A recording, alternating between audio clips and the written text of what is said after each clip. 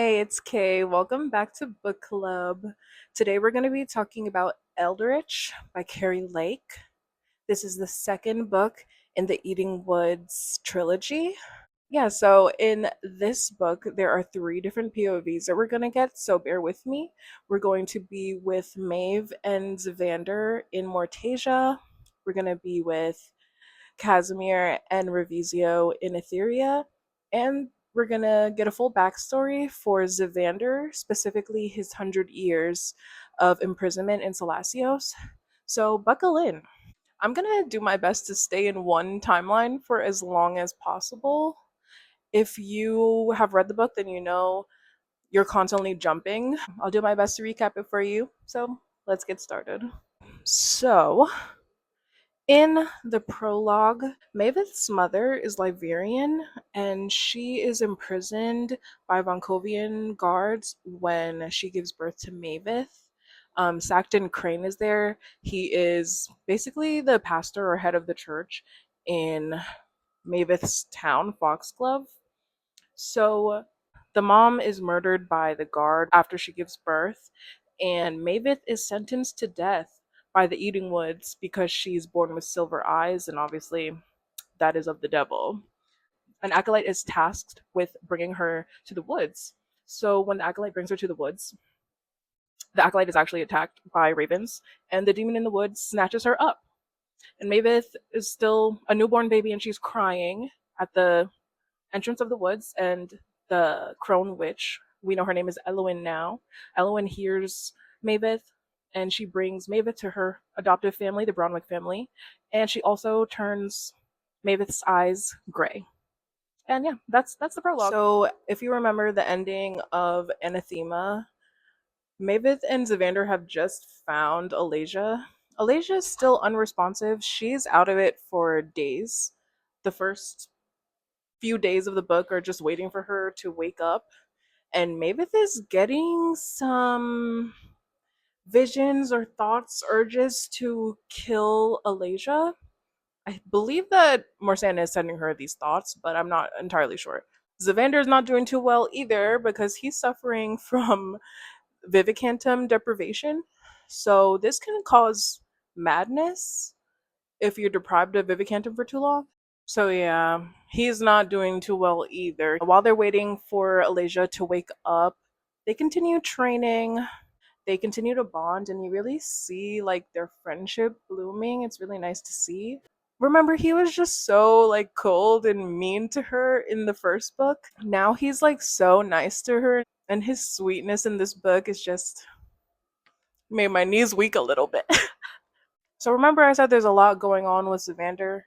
Yeah, so he goes out into the eating woods because he needs to hunt for food, and he ends up being in a trance state and tries to burn down the Umbervale with his sable fire.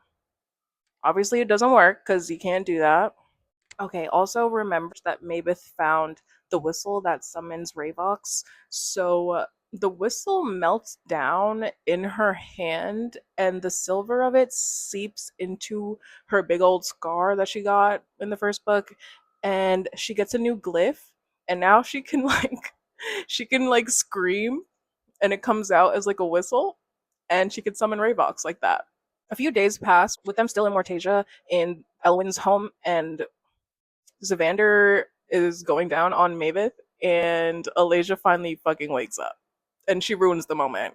And that part was actually really scary. I was genuinely afraid of her.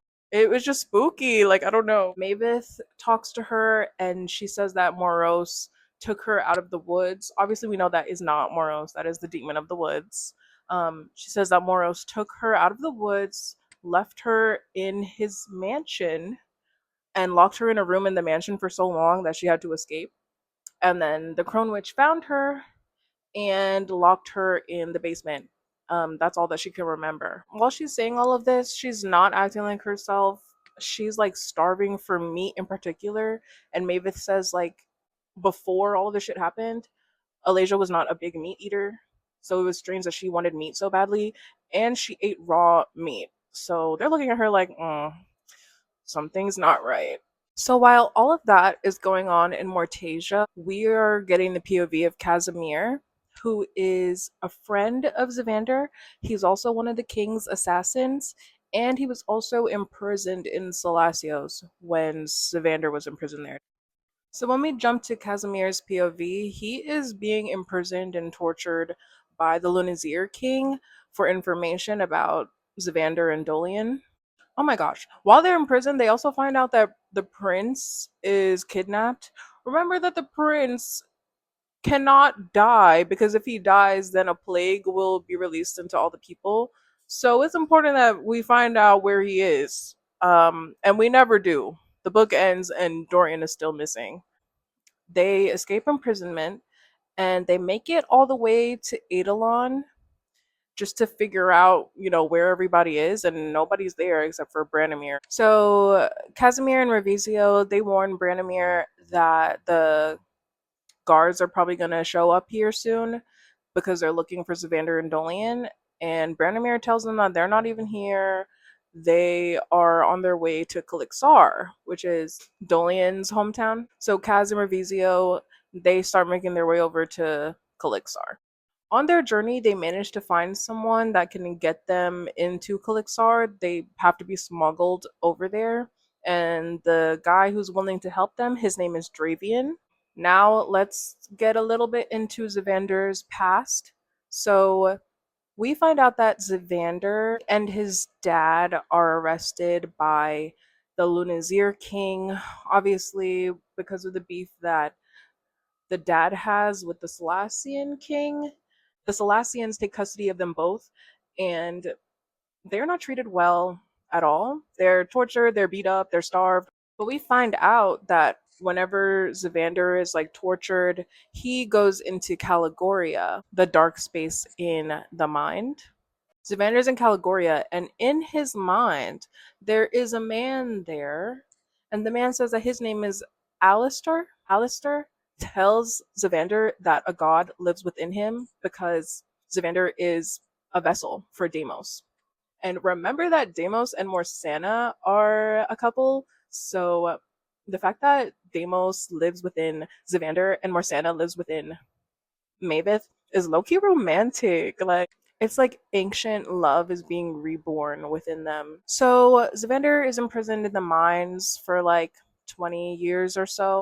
The guards in the mines, they force Zavander to fight in Orgoth, and Zavander doesn't have any magic, so he's supposed to lose the fight, but because of his cunning, he's able to defeat the Orgoth. Because he defeated the Orgoth, they kill his dad right in front of him. So because Evander's working the mines, I guess he becomes like buff or whatever, and we already know how he looks like, so I'm sure that he's anyway. He catches the attention of a Bellatrix general named Lois. Lois basically takes him out of the mines and makes him her slave. This is when the sexual abuse starts in his story, and it's really sad and disturbing to read. So big old trigger warning for that because you will definitely get a better idea of what she was doing to him while he was her slave. Because remember, he was in prison since he was a kid, so his first sexual experience is non consensual and humiliating, and it's really sad. And I hate General Lois with a passion. Zavander like tells himself that he deserves the sexual abuse, like his way of like coping with it. While he's being sexually abused, he can enter Caligoria. And when he's in Caligoria, Alistor is there again, and Alistor helps him discover his magic, helps him discover how to use his scorpions, and strengthens his mind because General Lois is going to do everything that she can to break Zavander. So now that Alasia is awake, Zavander, Maeve, and Alasia, they all end up going to Morose's home because they believe that he might have some Vivicantum. Remember, his family is the one that owns the mines in Liberia. So they go to his home and look for Vivicantum. They do not find any Vivicantum there. Remember that Moros had all that freaky shit in his basement? Yeah, so Maeve wants to check if the mermaids are still alive so that she could kill them. It's like a mercy kill, you know? They've been suffering in that tank for God knows how long, so. They bust the tank open, water comes out, the mermaids come out on the floor, and one of them is still alive. And before Maeve can even do anything, Alasia slices that girl's neck open. And Maeve is so mad at her. She's like, why the fuck did you do that? Like, you're being weird. Maeve wants to give them a proper burial, but they really don't have time to do that. So Zavander turns the two mermaids into bloodstones with his sable fire, and their bloodstones have silver markings.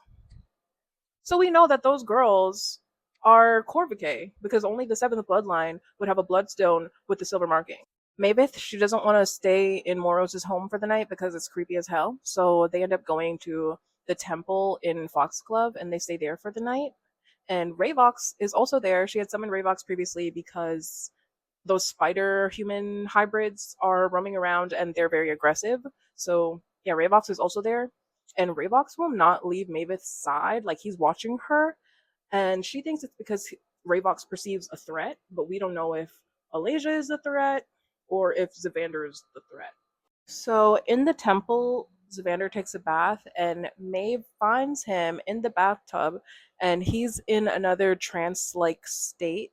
He is completely unaware of her. She even enters the bathtub with him and he still has no idea who she is.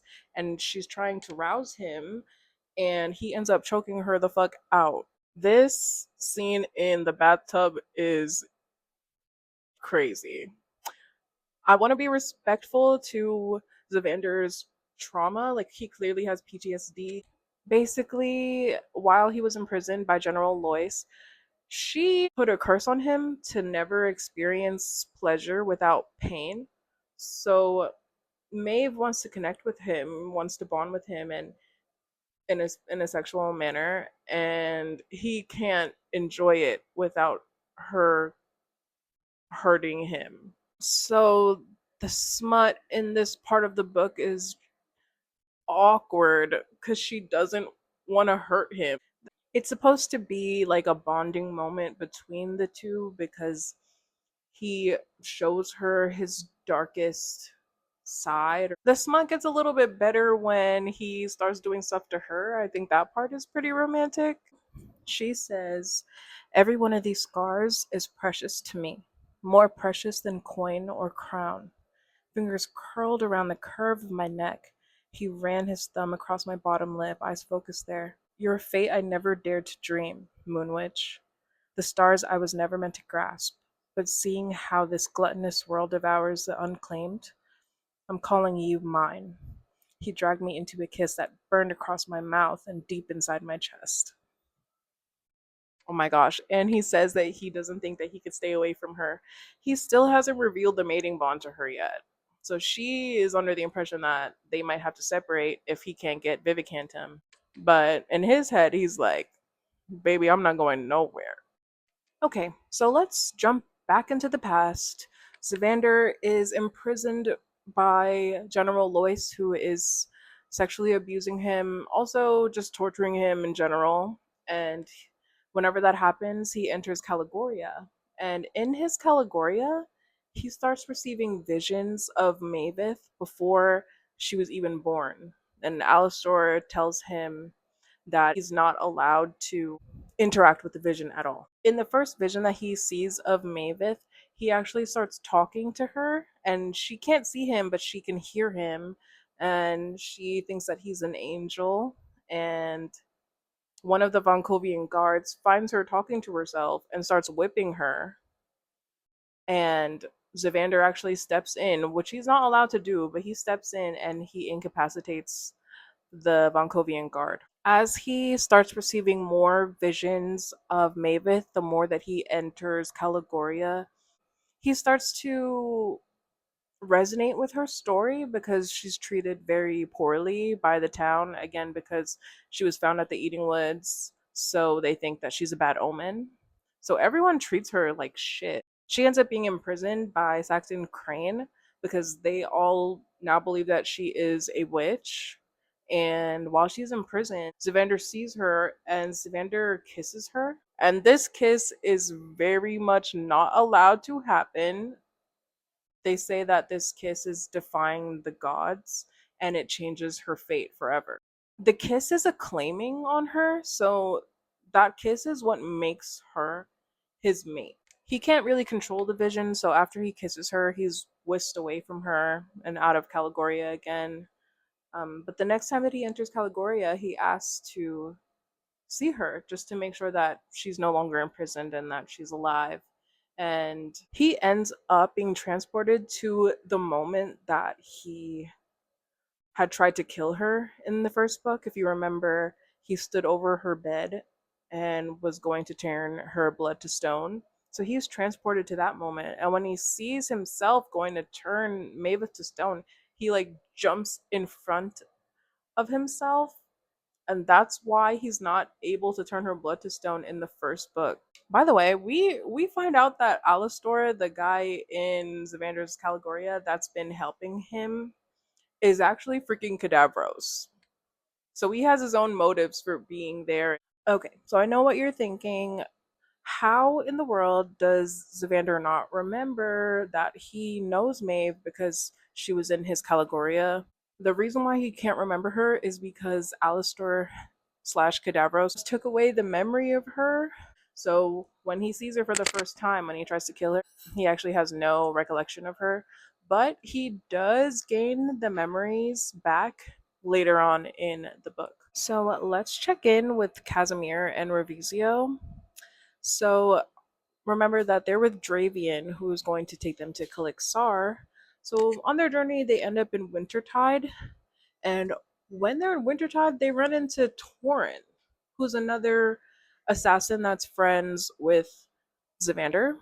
So they find out that the reason that Torin and the rest of the group is still in Wintertide is because Dolian has made some type of discovery and he's locked up in the room doing like research and whatever. They all meet with Dolian, who tells them that he has had a vision of something called a God's Glyph. The God's Glyph, it uses powers from all 7 bloodlines, so it's powerful enough to take down the Umbra Veil.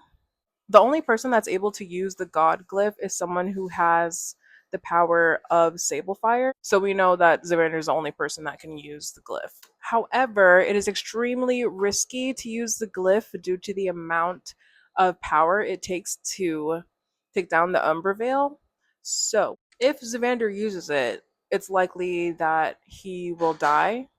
Instead of going to Kalixar, Kaz and Revisio are going to go to Mortasia to find Zavander to prevent him from using the glyph should he discover it on his own. And Dolian, Rakaya, Allura, and Torin will continue to Kalixar. We also find out that Dravian knows General Lois because General Lois has sent him as her slave to collect the bloodstones from Dolian. So that's why he was so willing to take Casimir and Revisio to Kalixar because he thought, he'd be able to get the stones once they found Dolian. So while Casimir, Revisio, and Dravian are on their way to Mortasia, Casimir gets injured, so they have to stop in Veneficaris. While they're in Veneficaris, General Lois is also there, so they have to lay low because she knows who Dravian is. They find out that Lois is in Veneficaris because she's looking for Melantha. Remember, Melantha is the one of the king's mages. She's the one that was doing all that flammable shit to the sex workers. Right. So after Zavander and Mavis have their little awkward smut scene in the bathtub and in the fireplace, she goes to sleep, and when she wakes up, Zavander's not there. She goes to find him, but she finds Alasia in the hallway. She's like, "Girl, what are you doing?" They start going through the temple and they go into like the cells where they keep prisoners. In the cells, they find Alasia's dad, who is somehow still alive. He's been eating like rats and stuff so that he can sustain himself while he's in the cells. So they break him out of the cells, and they also find a friend whose name is Corwin, and yeah, he's a nice guy. He's kind of funny. Like, okay, because they're all starving. The 4 of them, they're going to find food, and they still have to find Zavander because he's missing. When they finally find the food They start eating and they're confronted by Vonkovian soldiers in Sancton Crane, who apparently are holed up in the temple as well, like deep beneath the temple to hide away from the spider human hybrids. Sancton Crane, he's the head of the church, and he gives a whole speech on how all of this is happening because Mavith brought like evil to their town, and so because she's a witch, they want to burn her at the stake, along with the three other people. So the town is about to burn them alive, but Zavander busts through the door, and Maeve uses her air power to escape the burning pyre, and Zavander wants to kill Sancton Crane, but Maeve is like, oh, no, whatever, like, it's fine. Like, let's just go. But then Sancton Crane runs his filthy little mouth and starts talking mad shit about her and her mom and stuff. So Mavith kills him. Zavander tells Mavith that he changed her fate by kissing her in Caligoria, and she does not take it well. She thinks like because he changed her fate, she could have lived a happier life. And she's mad at him, whatever. She goes to cool off, and while she's alone in the temple, her mother appears to her. Her mom essentially tells her to embrace her present and her future rather than dwell on like what could have been. They also basically allude to the fact that like it was fate that Zavander would change her fate. I felt like this part was a little bit silly. Like if she was just a random girl and she wasn't fated to belong to him or to be Morsana's vessel, then why did he get visions of her in the first place? Like he could have seen any random girl, but it was Maeve that he saw. So yeah, it's fate that he changed her fate. So she forgives him and she goes to find him, and he's in a trance state again, and he chokes her up again. So while he's choking her, she's like, stop, like, I love you. So yeah, she's like, stop, please, I love you, please come back. And he does eventually come back into himself, and he's extremely distraught by the fact that he's losing control of himself. He describes it as like years of darkness bubbling to the surface, and it's exacerbated by the fact that he still does not have any Vivicantum, but he admits that he loves her too. Zavander says, "You're the fragile thread anchoring me as this endless night approaches. My mind's only tether in a maddening abyss." With my face held delicately in his strong hands, he stared back at me, brows pulled tight. "I loved you before I even knew your name." Then they start to mess around again. This is the first time that there is penetration. Can I say that? Remember that he has a Jacob's ladder? So piercing, like, each piercing is supposed to bring more pleasure. So the more piercings inside, the more good it feels. Yeah. So they do that, and it's still awkward because he still needs the pain in order to feel pleasure. And she is awkward because they've never done that before. So the next day, they decide to go to the Liberian mountains to get Vivicantum for Zavander, and they're discussing their route and whatever. They say they have to stop through this haunted town. It was like a little settlement full of people that had disappeared way back when. So while they're stopped there for the night, Morsana appears to Maeve and tells them that they're coming. And Maeve is like, what's coming? Is something called vermish, which are like mindless flesh eating creatures. The creatures are blind, but they have like appendages coming out of their heads so that they can sense vibration and locate the four of them that way. There's like dozens of them coming up from cracks in the ground, so Zavander's fighting them all by himself. Mavis says that if she tried to fight them, she'd probably just get in his way. So he's taking them all on alone. As he's fighting all the vermish, obviously he's getting weaker because He's doing it by himself, and he does not have any Vivicantum to fuel his magic. So Maeve is like, oh my god, what do I do? Morsanna tells her to use her bone whip and whip the ground. So she does it, and all of the vermin start exploding, but it does make the little house that they're staying in crumble down, and Zavander and Maveth are trapped under the rubble, and she passes the fuck out. So let's go back in time.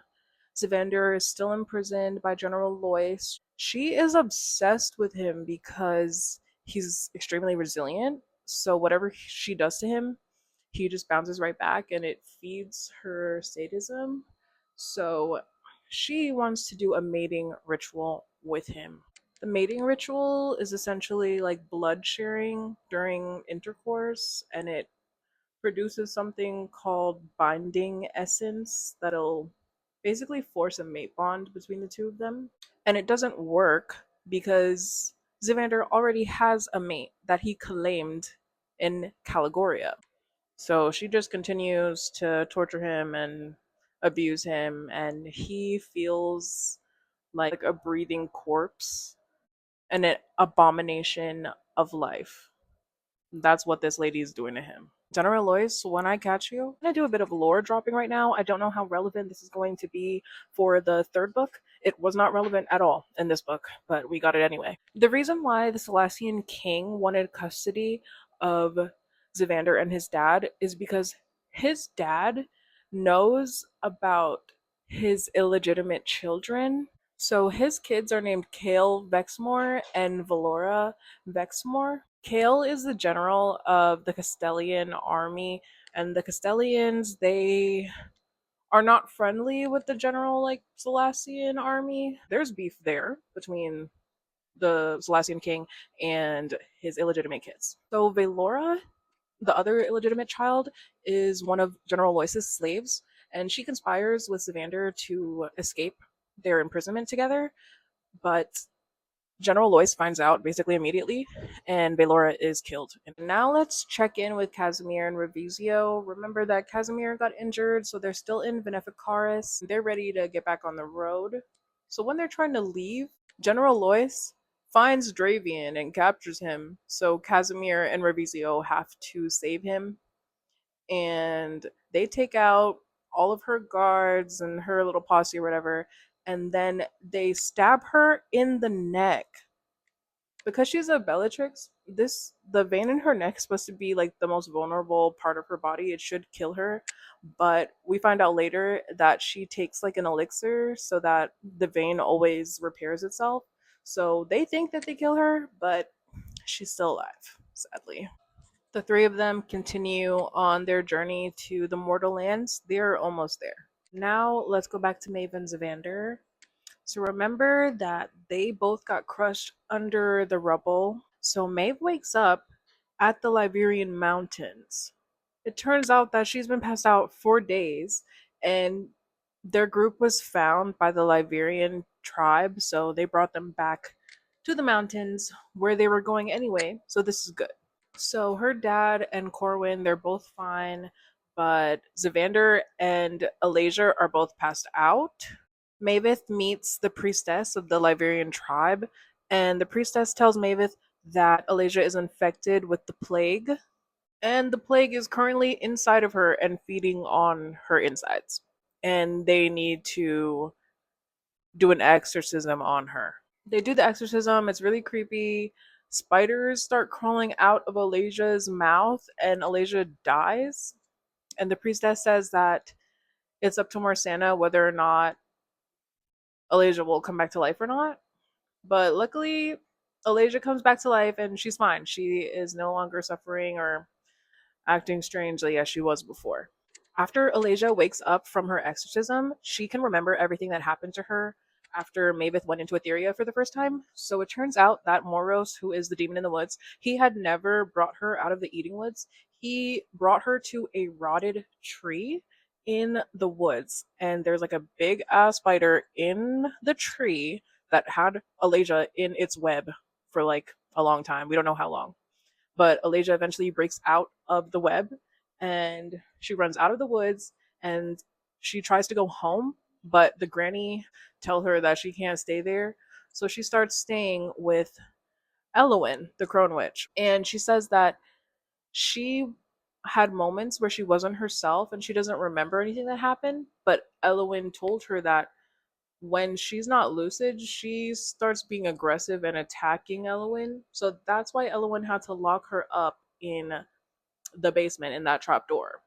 So Mavith has a conversation with the priestess of the Liberian tribe, and of course, she's just all knowing. Why would she be a priestess if she's not there to give us a bunch of information that we didn't have before? I did not mention this before, but Mavith, her hand has like silver scales and claws, and we don't know why this happened. She tells Mavith that her hand is a rider's glove, which means that she can ride dragons. She tells Mavith that the Laverian people are actually descendants of the Corvicae. That is why the mermaids in Morose's tank have bloodstones with the silver markings, because they all do. So the Liverians are the descendants of Corvicae refugees that had to flee from Corvus Keep into Mortasia, and they were tasked by Morsana to protect the vein that's there. The Laverian slash Corvicae people, they don't have magic, but Maveth does because her fate is to be the vessel for Morsana. So she doesn't just have Corvicae powers, but she has goddess powers. The priestess also tells her that the Corvi people, they are able to rise from the dead. The people that rise from the dead, they're called Hollowins, and they no longer exist because the Corvicae bloodline, it has been weakened over the centuries that have passed since they came to Mortasia. So they don't have Hollowins and they don't have any powers. And Mavith's fate is to strengthen their bloodline by basically giving birth to a bunch of kids that have the blood of Morsana in them. And Mavith is like, no, like I already have a man and I don't want my responsibility to just have a bunch of kids. In order for Maeve to prove that that is not her fate, they want to throw her into the vein that they're protecting, and the vein is dead. Like there's no sable fire in it, so they throw her in that vein and nothing happens. Oh, also, Xander wakes up. They give him Vivicantum, and he's perfectly fine. Well, we think he's perfectly fine. So that night, when they're staying in the Liberian tribe, they go to sleep, and Xander wakes up and he enters Caligoria. This part is confusing because we don't really know if Xander's in Caligoria, if he's enthralled by Cadavros, if he's just gone mad. Like, it's really not clear what's going on, but just know that Xander is not in control of himself. Let's say that he's in Caligoria for now. In his Caligoria, he is confronted by Cadavros, and we get info dump. We learn that Cadavros was once a spindling, and the reason that he even was interested in the veins or sable fire at all was because he wanted to be able to produce more Vivicantum so that there would be less spindling children and Nilavir that had to suffer without access to their powers. So while he's studying one of the veins that has gone dead, he finds the Curse of Pastilios in a necklace, and this is the same necklace that he binds to Prince Dorian, the Lunazir King's son.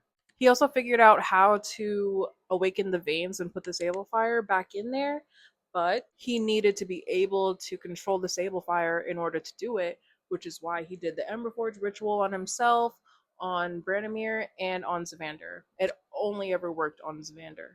With all of the humans that are suffering from the infection and becoming those spider human hybrids, he wants to make an army of them to attack the Lunazir King. Obviously, in order to get all of the infected into Etheria, he needs to take down the Umbra Veils. Cadavros also discovered the God's Glyph already, but he knows that he can't use it because he can't control the Sable Fire. So he puts the God's glyph on Zavander. So now Zavander's able to use it and take down the Umbervale. Luckily, Mabeth wakes up and she does not know where Zavander is. The priestess comes knocking on her door and says that the dead vein that their tribe was protecting has come alive.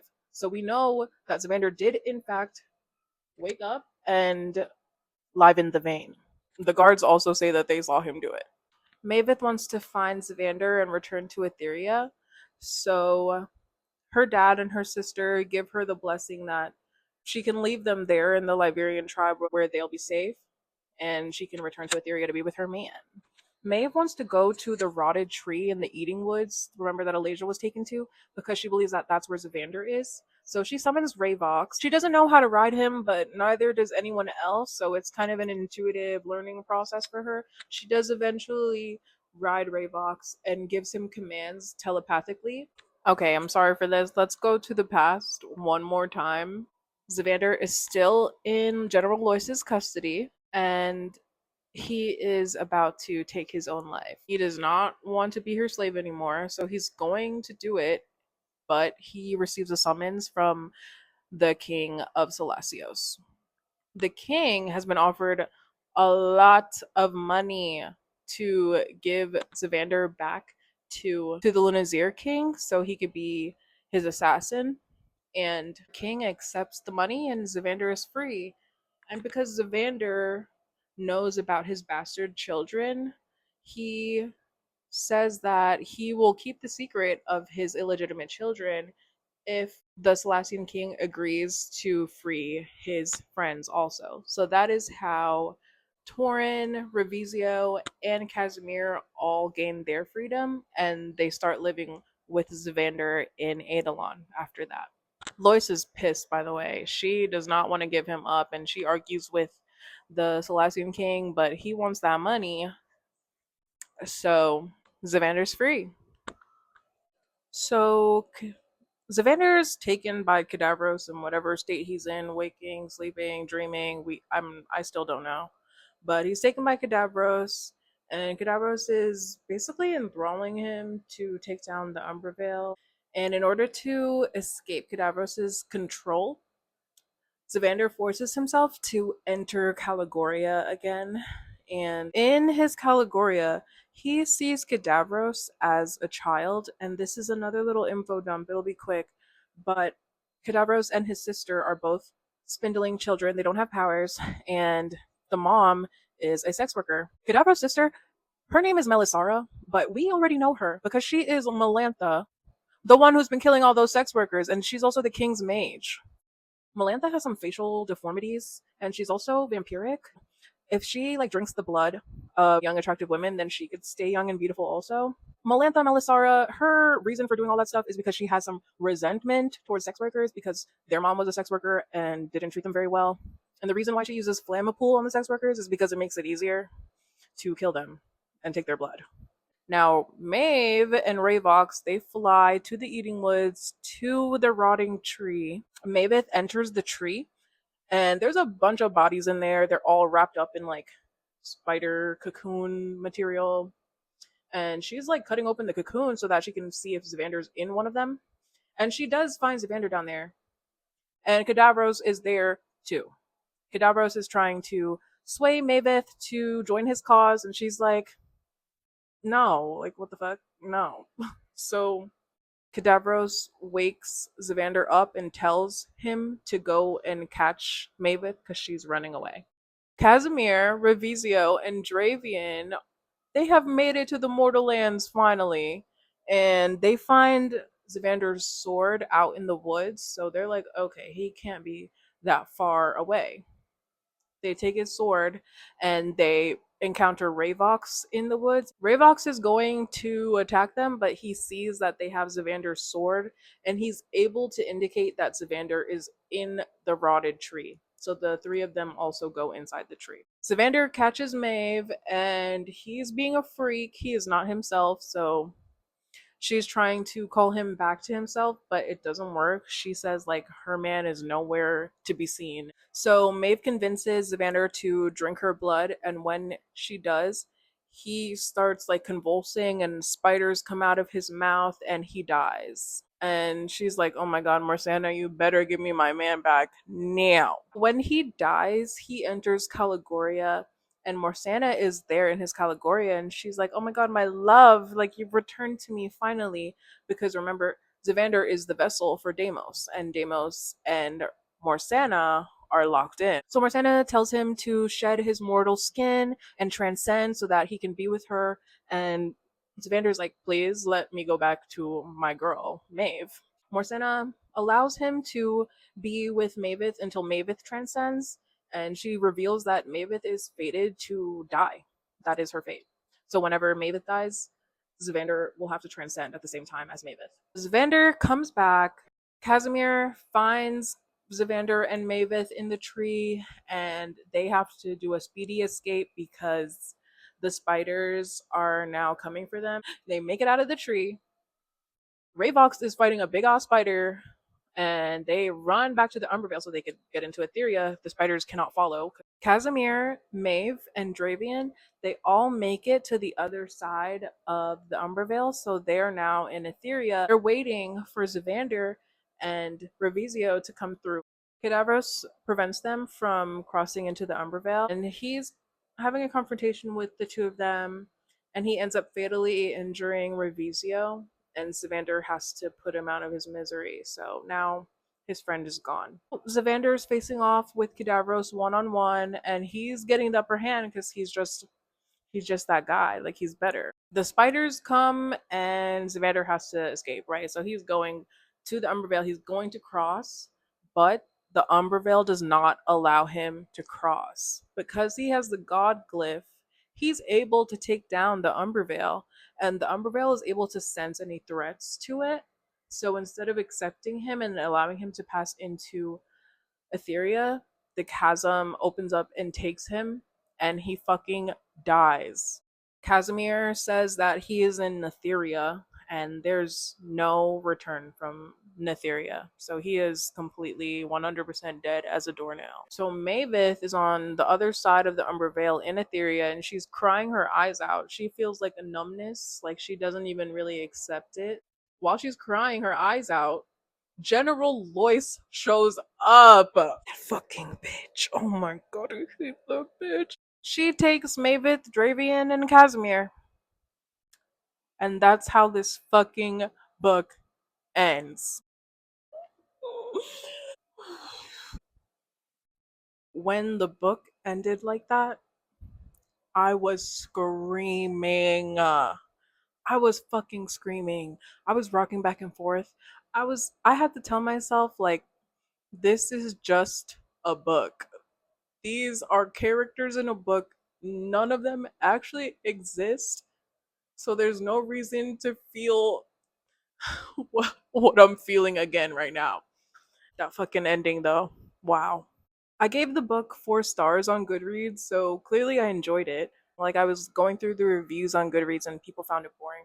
I can admit that not a lot actually happened in the book because we got so much of the past and we're skipping into Casimir's POV. Yeah, not a lot of things actually happened. But if you care about Zavander's past, if you care about Zavander and Maeve as a couple, then I don't think that you could be that bored, especially because it was so creepy and spooky. Like if you give into the gothic aspects of it, you can't be bored. I will say because like both Maeve and Zavander have not a strong grip on reality, it's a little bit hard to understand what's actually happening sometimes. So that's the reason why I didn't give it 5 stars. But yeah, let me know what you thought about this book in the comments. I am definitely going to be reading book 3 when it comes out in like a year or two. But yeah, thank you for coming to book club today. I will see you next time.